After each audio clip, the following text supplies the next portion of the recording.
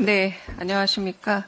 2025년 예산안 및 순직 해병 국정조사 계획에 관한 기자 간담회 시작하겠습니다. 오늘 사회 맡은 원내대변인 강유정입니다. 참석자부터 소개드리겠습니다. 박찬대 원내대표, 김용민 원내정책수석, 정진욱 원내비서실장, 그리고 정태호 기재위 간사, 허영 예결위 간사께서 오늘 참석해 주셨습니다.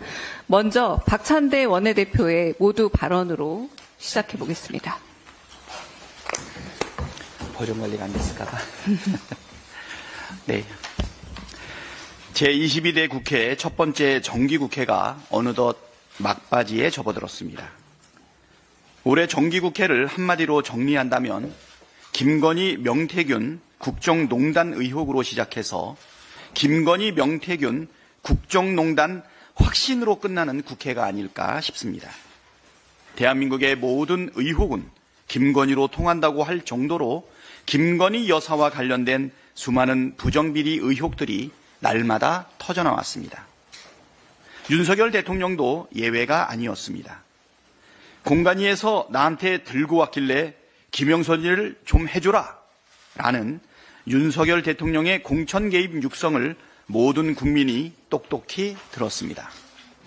그런데도 윤석열 대통령은 여전히 적반하장입니다. 진심 어린 사과를 기대했던 대국민 담화에서 제2의 개사과를 하며 국민에게 크나큰 실망감과 배신감만 안겼습니다. 윤석열 대통령은 지난달 26일 김건희 특검법에 대해 세 번째 거부권을 휘둘렀습니다. 취임 2년 6개월 동안 25번째 거부권 남발, 독재자 이승만 이후 최악의 기록입니다. 윤석열 대통령은 사적 이익을 위해 헌법 정신을 심각하게 훼손한 최악의 대통령으로 기록될 것입니다. 수천 명의 대학 교수들은 비롯해서 문인과 종교계 인사들까지 김건희 특검 수용과 정권 퇴진을 촉구하는 시국 선언을 잇따라 발표하고 있습니다. 국민 수십만 명이 한 달 넘게 광장에 모여 김건희를 특검하라, 윤석열을 거부한다고 외치고 있습니다. 진보 보수 진영을 넘어 대한민국의 헌법 가치와 민주주의가 심각한 위기에 직면했다고 판단하고 계신 때문이라 생각합니다. 그만큼 엄중한 시국입니다. 김건희 특검은 민주주의와 헌법 가치를 지키는 시금석입니다. 민주당은 국민의 명령을 따라 윤석열, 김건희, 명태균 국정농단 의혹을 끝까지 파헤치고 민주주의와 헌법 가치를 지키기 위해 최선을 다하겠습니다. 내일은 2025년 예산안 법정 처리 시한입니다. 경제 기관들이 내년과 후년 모두 1%대 성장률을 기록할 것이라는 암울한 전망을 내놓고 있습니다. 한국은행이 지난달 긴급 처방으로 2달 연속 금리를 내렸는데 이는 2008년 세계 금융위기 이후 15년 만에 처음 있는 일입니다. 이럴 때일수록 정부의 적극 재정, 확장 재정 정책은 기본 상식입니다. 그런데 윤석열 정부는 거꾸로 가고 있습니다.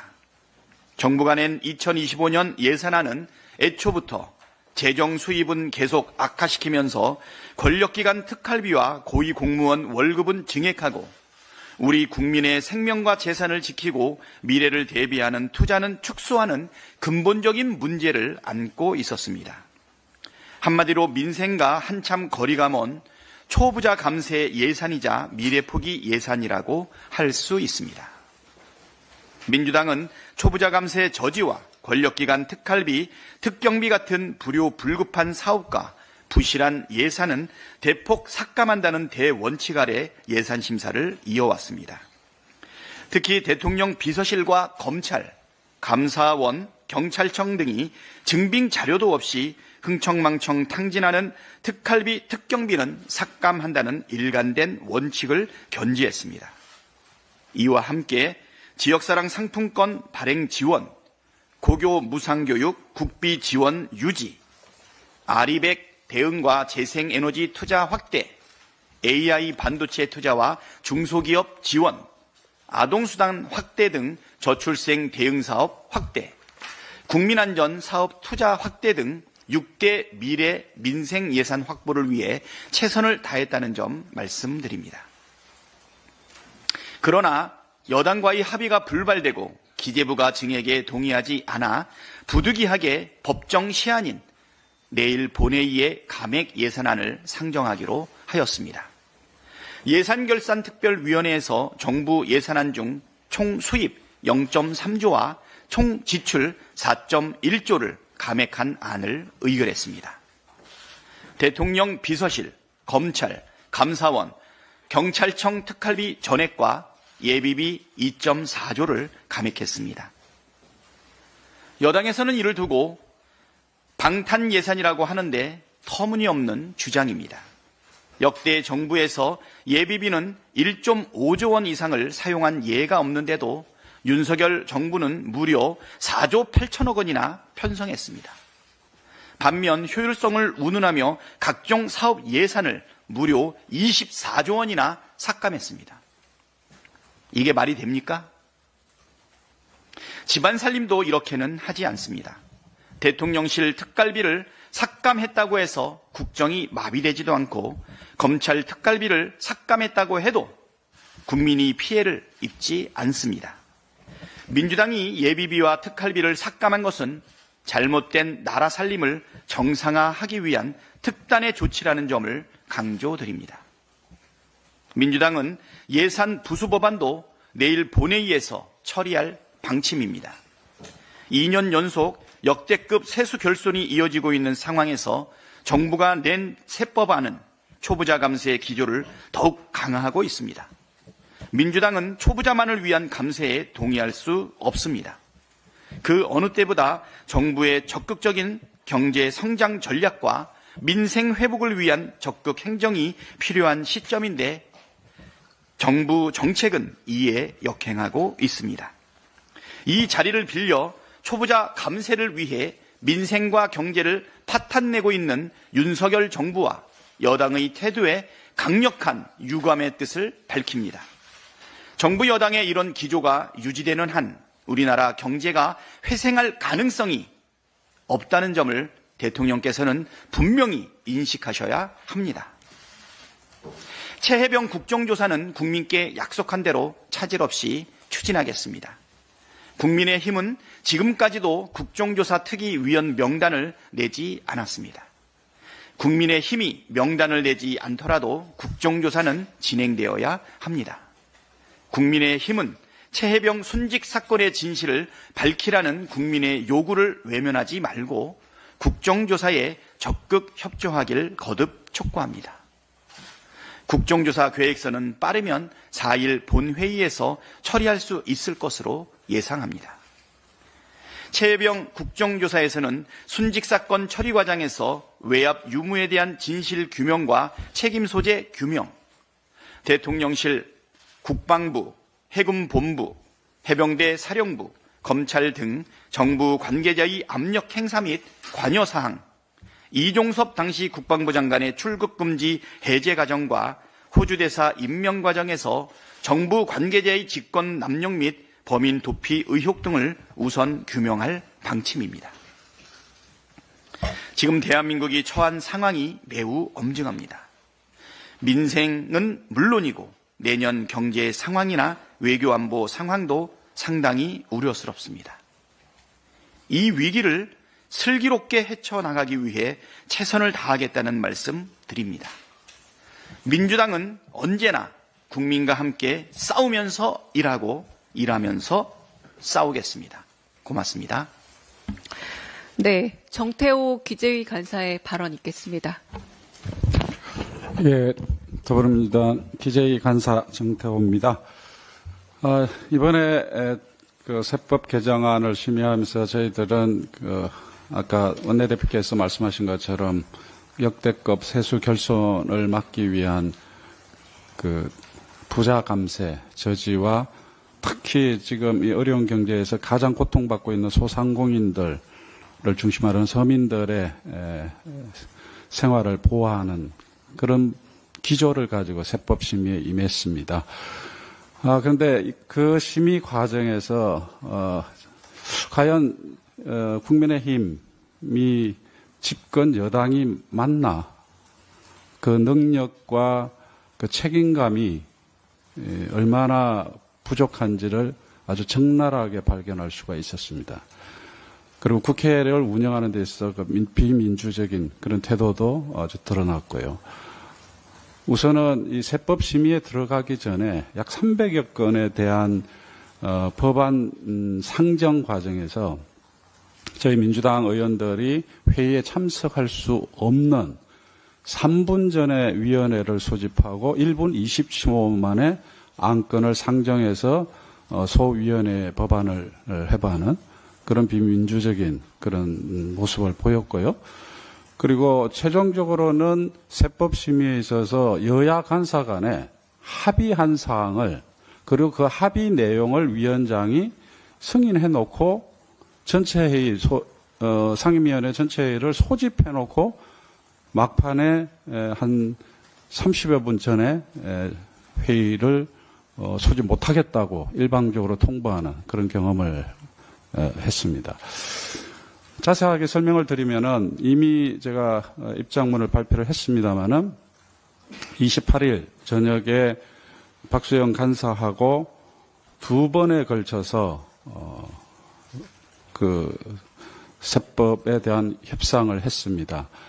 큰 원칙은 이미 합의한 것은 법에 반영을 하고 합의가 안 된 것은 반영하지 않는다.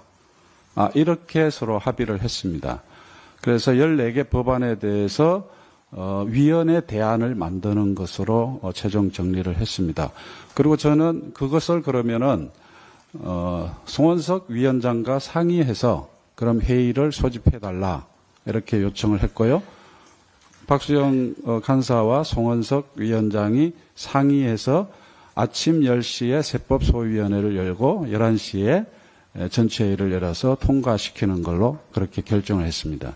이 과정에서 혹시 이 간사 간의 합의 내용이 잘못 해석될 수 있을까 싶어서 전문위원을 통해서 제가 또 확인을 했습니다. 그래서 박수영 간사한테 그러면 당신이 전문위원실에 전화를 해서 이 내용에 대해서 확인할 수 있도록 나한테 조치를 취해달라 했고 수석 전문위원이 저한테 전화가 와가지고 제가 합의된 것은 합의된 대로 합의되지 않은 것은 포함하지 않는 이 합의 사항에 대해서 당신이 이해하고 있냐 하니까 그대로 알고 있다라고 저한테 전화로 통보를 했고 그 전화를 받고 나서 다시 전문위원회 통화 내용을 박수영 간사한테 전화를 해서 전문위원도 이렇게 확인을 해주는데 다시 한번 확인한다. 맞냐?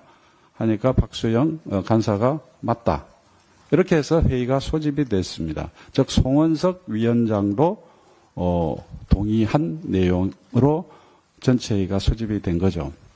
그래서 그러면은 그 합의된 내용의 취지에 따라서 전문위원실에서 위헌에 대한 그러니까 세법에 관한 기획재정위원회의 대안을 만들어서 본회의에 상정해서 통과시키도록 하자. 그리고 합의 안 된 부분은 어차피 원내대표 간에 재논의가 있지 않겠냐. 이런 이제 잠정적인 결론에 도달한 거죠. 그래서 전문위원실에서 14개 법에 대해서 이렇게 대안을 마련했습니다. 이 보면은 제안자가 누구로 되어 있냐면은 기획재정위원장으로 되어 있어요. 그러니까 송원석 위원장이 되는 거죠. 이 전문위원이 만든 이 위원회 대안은 위원장의 지시가 없으면 불가능한 겁니다. 이렇게 만들어 놓고 그리고 다음 날 금요일 날 29일 날 아침에 박수영 간사하고 저하고 다시 만나 가지고 여기에는 기재부 차관 세제실장까지 모인 상태에서 22개의 미합의 사항이 있었는데 다시 만나 가지고 4개의 미합의 사항을 다시 또 합의를 합니다. 그래서 최종적으로는 22개의 미합의 사항을 18개로 줄였어요. 당일날 아침에 이렇게 또 협상을 해가지고 다 합의를 했는데 이제 전체회의에 들어가려고 하니 송원석 위원장이 갑자기 자기는 처리를 못하겠다. 이렇게 근데 이제 논리를 어떻게 됐냐. 합의된 법률만 통과시키겠다. 그래서 예를 들면 소득세법이라든가 아니면 상정법이라든가 조세특례법 이런 것들은 상정 안 하겠다. 이렇게 이제 버티고 나온 거죠. 자기가 지시해서 이게 소득세법입니다. 소득세법까지도 위원장 지시로 만들어 놓고 그래서 전문위원들이 위원회 대안까지 만들어 놓고 막판에 뒤집어 버린 거죠.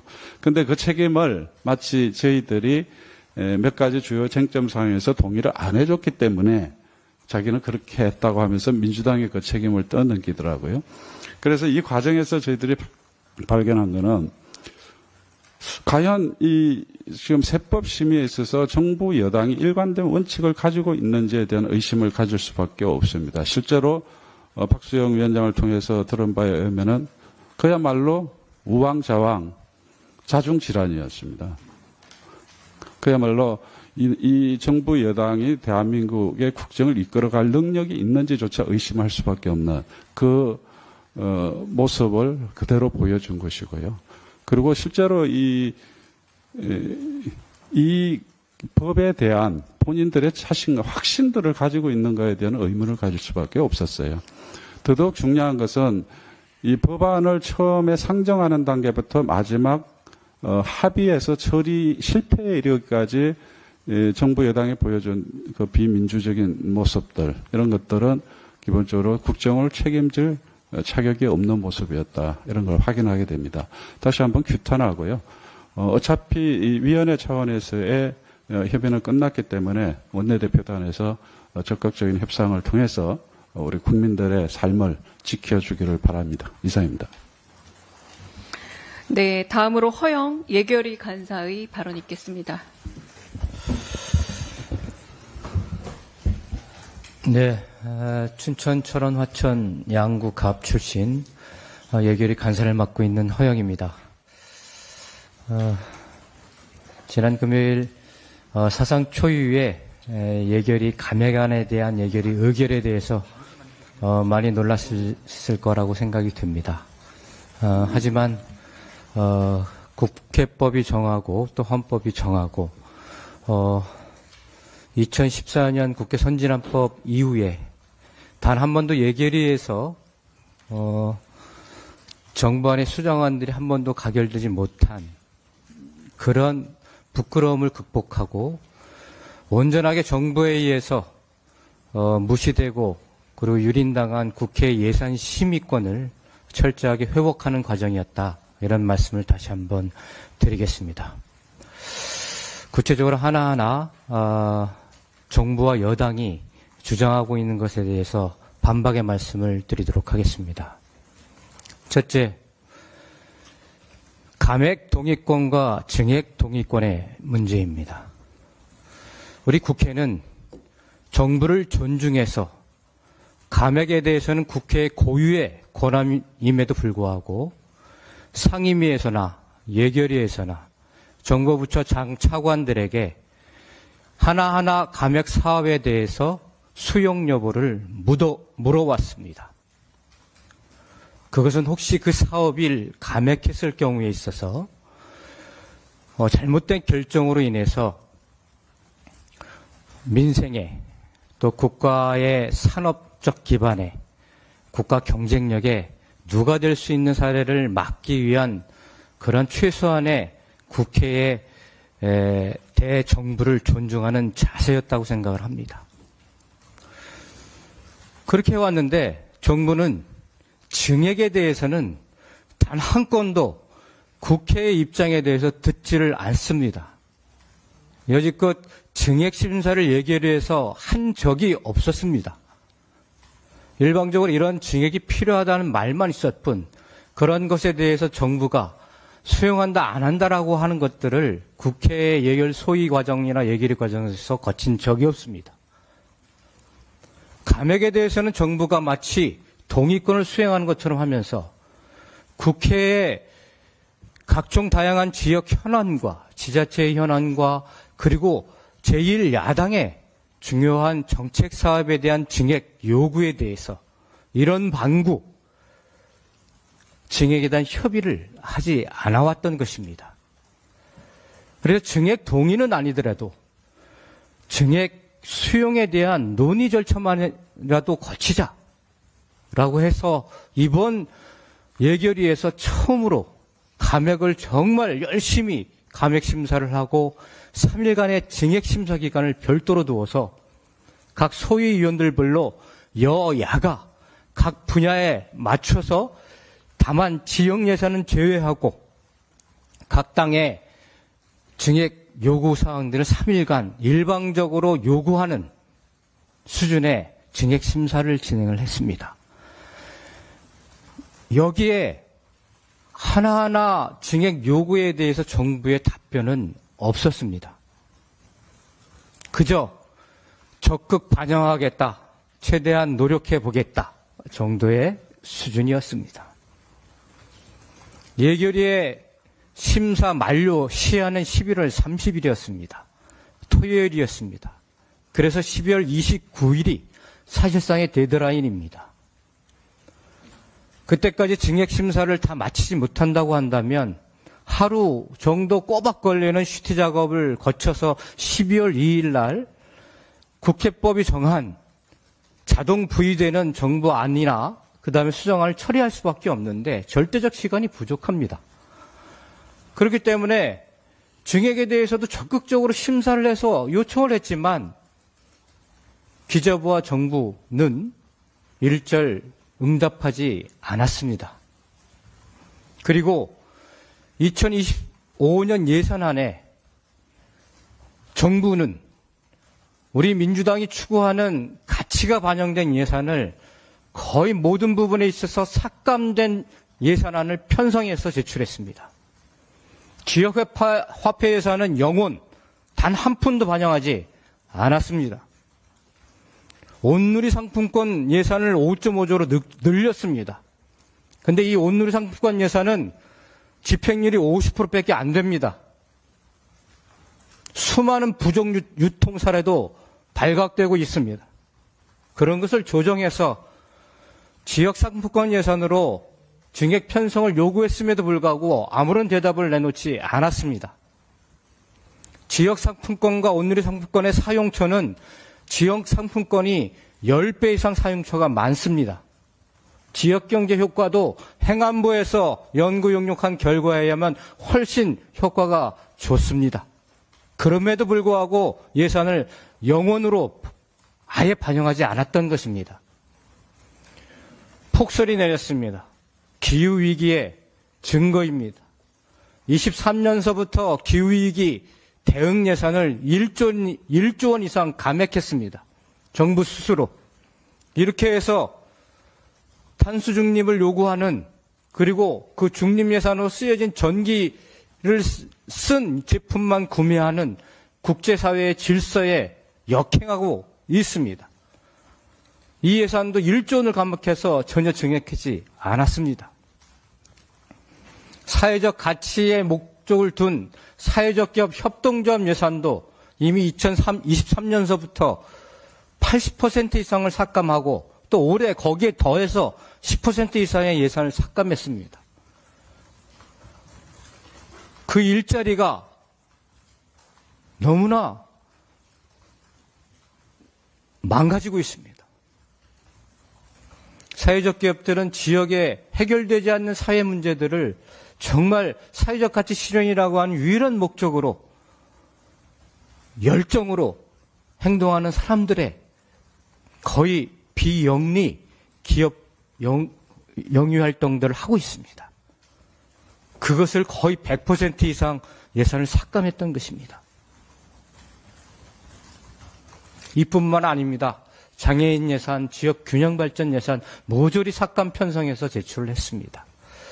그러면 이러한 것들에 대해서 적어도 제1야당의 또 지역의 이런 예산에 대해서는 증액에 대해서 적극적으로 응답을 해야 되는 거 아니겠습니까? 그러지 않았던 것입니다. 그리고 세 번째, 이번 얘기를 하면서 삭감의 기준이 있었습니다. 상임위원회에서 합의 처리된 삭감에는 무조건 반영했습니다. 그리고 예결위에서 삭감안이 있고 상임위원회에서 삭감안이 있는데 논의를 통해 가서 예결 소위에서 여야 합의로 된 삭감안들은 100% 반영을 했습니다.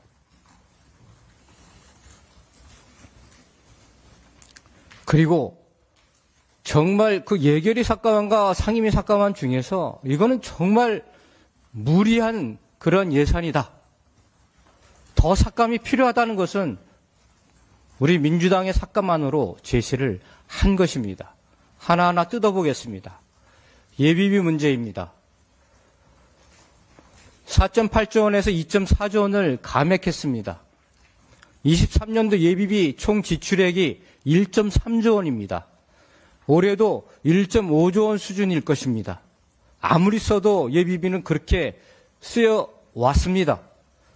2.4조 원을 감액해도 예비비 지출에는 아무런 문제가 없습니다. 9천억 원의 여유 지분이 있습니다. 또 국가재정법에서 예비비로 재복구가 어려울 때에는 국고 채무 부담 행위, 일종의 외상비라고 하는 것을 통해서 재복구에 추가 재원을 쓸 수 있게 되어 있습니다. 이 돈이 한 1.5조 원 정도 이미 재원으로 마련되어 있습니다. 한동훈 대표는 어디에서 예비비 삭감으로 재복구를 못한다라고 하는 그런 어리석은 공격을 한단 말입니까? 특활비 문제를 말씀드리겠습니다. 이번 예결위에서 제가 특활비성 예산의 전체 규모에 대해서 여지껏 한 번도 밝혀진 적이 없습니다. 그런데 그것을 일일이 정부의 디브레인 회계 시스템에 들어가서 일일이 분석을 했습니다. 특활비성 예산, 즉 특활비, 특견비, 정보보안비, 보안비, 이 특활비성 예산이 6대 권력기관, 국가정보원, 경찰청, 국방부, 법무부, 해양경찰청, 국세청, 대통령실, 이 6대 권력기관의 특활비성 예산이 무려 2조 1232억 원입니다. 이 중에서 지출이 증빙되는 특경비를 제외하고서라도 6대 기관의 특활비성 예산은 1조 1968억 원입니다. 1조 1968억 원이 아무런 지출 증빙 없이 쓰여지고 있었습니다. 국민이 이것을 용납하겠습니까? 명절 떡값, 민원실 격려금, 부서간 나눠먹기, 자의적 포상금, 공기청정비 렌탈비, 휴대폰 요금, 기념사진 촬영비, 상품권 구입, 검찰 음악동호회 활동비,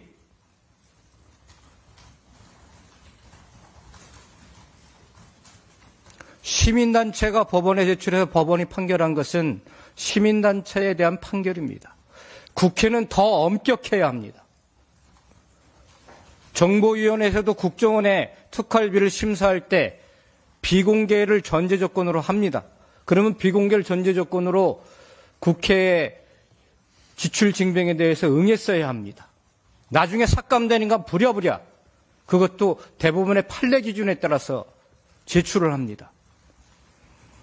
국회는 국회법에 따라서 또 윤리법에 따라서 그것을 기밀누설하면 자체적으로 또 처벌되게끔 되어 있습니다. 국회의원이 그런 양심과 그런 윤리 기준을 스스로 해치는 일을 하지 않습니다.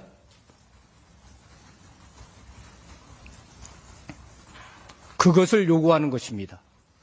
그래서 대통령실 경호처는 운영의 과정 속에서 지출 증빙을 해서 경호처에 대한 특활비, 특경비는 다 살려줬습니다.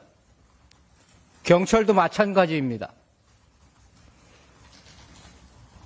하지만 자체 기준에 의해서 가리고 먹칠을 해오고 이런 것들은 가감없이 국민의 판단 기준에 대해서 삭감했던 것입니다.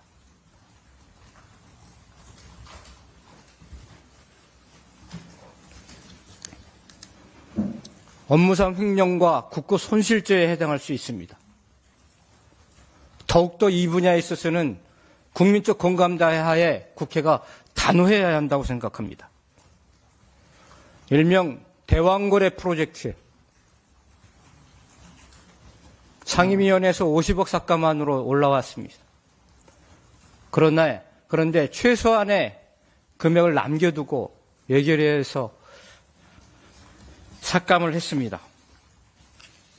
대왕거래 프로젝트는 굉장히 사업성뿐만 아니라 액트지오의 업체에 대한 신뢰성 문제, 또 타당성 조사를 하는 애초에 부정적 의견을 냈던 스탠다드 앤 푸어스를 또 그 조사업체로 선정했던 문제. 2017년에 아마 포항 지진 사태를 알고 계실 겁니다. 진도 5.4에 굉장히 큰 규모의 지진이 발생을 했는데 그것은 지열 발전을 하기 위한 실증으로 지열 깊이 시추공을 뚫었다가 발생한 지진이었습니다. 수평선상으로 대왕거래 프로젝트의 시추공이 예정되어 있습니다. 만약에 그 깊이가 포항 지진이 일어났던 그 깊이하고 거의 유사합니다. 잘못 뚫었다가는 포항 지진 사태가 재현될 수 있습니다. 그러한 것들에 대해서 안정성 검사를 더욱더 심도 있게 해서 추진해라고 하는 국회의 요구사항이었습니다.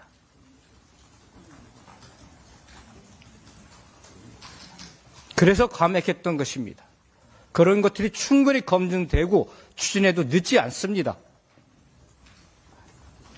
기후위기에 대응해서도 문제가 있는 사업입니다. 용산 관련된 사업에 대해서 말씀드리겠습니다.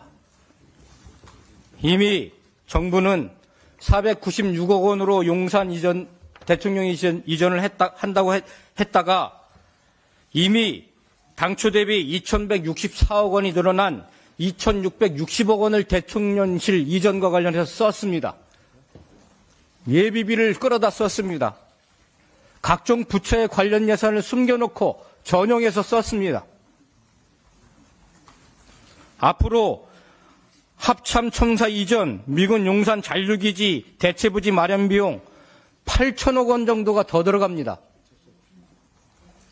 대통령이 직접 나서서 496억 원밖에 안 들어가겠다고 한 용산 이전 비용이 1조 원 이상 더 들어가게 되는 현실입니다. 이것을 어떻게 국회가 눈 감고 있으란 말입니까? 그래서 안전 유해성 검증이 안 된 용산 어린이공원 부지에 대한 국방부하고 환경공단이 환경오염 검토를 했는데 수두룩한 발암물질과 유해 물질이 검출됐는데 그 이후에 한 LH 검사는 뭐 안전하다고 합니다. 같은 정부기관, 더 전문적 기관이 한 유해성 검사는 인정하지 않고 LH 한 검사는 또 인정해가지고 그렇게 해가지고 어린아이들을 시민들에게 발암물질에 노출되게끔 그 예산을 집행하라고요? 국회는 할 수가 없습니다. 그래서 삭감했습니다. R&D 비용, ODA 비용 말씀드리겠습니다. ODA 2.7조 원을 더 늘렸습니다. 그래서 예결위에서 기준을 제시했습니다. 수원국 ODA 예산을 받는 개발도상국에서 안 받겠다 하는 예산, 굳이 안 받겠는데 굳이 보내는 거 하지 말아라.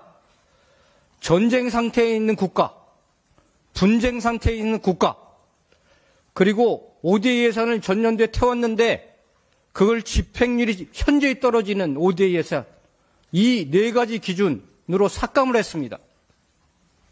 정부도 그 삭감안을 가져왔습니다. 여당도 동의해서 그 여당 동의한 예산을 삭감했던 것입니다. 이게 무자비한 정부의 예산 집행을 방해하는 행위입니까? R&D 예산 무려 그것도 2.8조 원을 감액해서 난리가 나지 않았었습니까? 국내 석박사 인력들이 다 해외로 나가고 있지 않았습니까?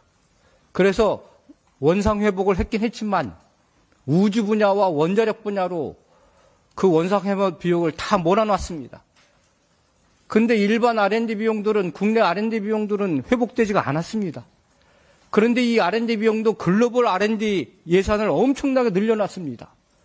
대통령이 순방하면서 약속했던 예산들도 거기에 숨겨져 있습니다. 근데 이미 R&D 협약하는 협약국가하고 협약도 맺어지지 않았습니다. 해외 R&D는 지적재산권 문제가 있어서 협약에 굉장히 오랜 시간이 걸립니다. 그런 예산 감액해서 국내 R&D 석박사들에게 돌리자 해서 감액했습니다. 이게 잘못됐습니까?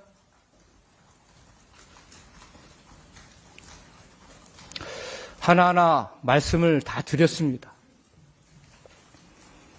여야가 합의된 감액안을 얘기했습니다. 예비비 특활비는 말씀드린 바와 같은 이유로 감액했습니다. ODA R&D도 말씀드린 이유로 감액했습니다. 호남 고속철도 예산을 감액했다라고 한동훈 대표가 얘기했습니다. 여당의 대표가 할 말이 아닙니다. 그건 감액된 게 아니라 여야가 상임위로 증액해서 올라온 예산입니다. 삭감 안에는 증액된 예산을 단 한 푼도 넣을 수 없게끔 되어 있습니다. 단 1원이라도 증액 예산을 넣으면은 그 삭감안은 무효가 되기 때문입니다. 예산의 ABC도 모르는 한동훈 대표 반성하십시오. 그래놓고 어떻게 여당의 대표로서 지도자가 된다고 감히 예산부터 배우고 대표 역할을 하라고 주문하고 싶습니다. 이상입니다. 네, 아까 원내대표 모두 발언 중에 좀 교정할 부분이 있습니다.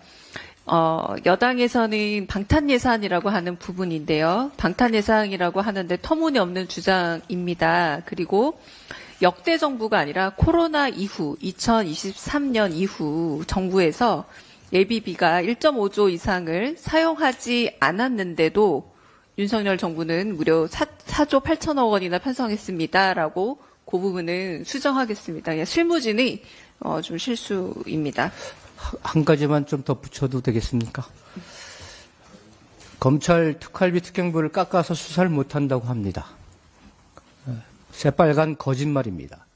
이미 일반 수사 지원비로 1276억 원을 반영해 놓았습니다. 거기에는 마약 수사 비용 100억 원에 달하는 마약 수사 비용도 다 있고 민생범죄 비용도 다 있고 일반 수사 활동 지원 비용 무려 800억 가까이 있습니다. 그 돈 집행하면 아무런 수사에 문제가 없습니다. 그 돈 다 집행하는데 꽤 시간 걸립니다. 집행하고 모자르면 추경 요구하십시오. 이상입니다.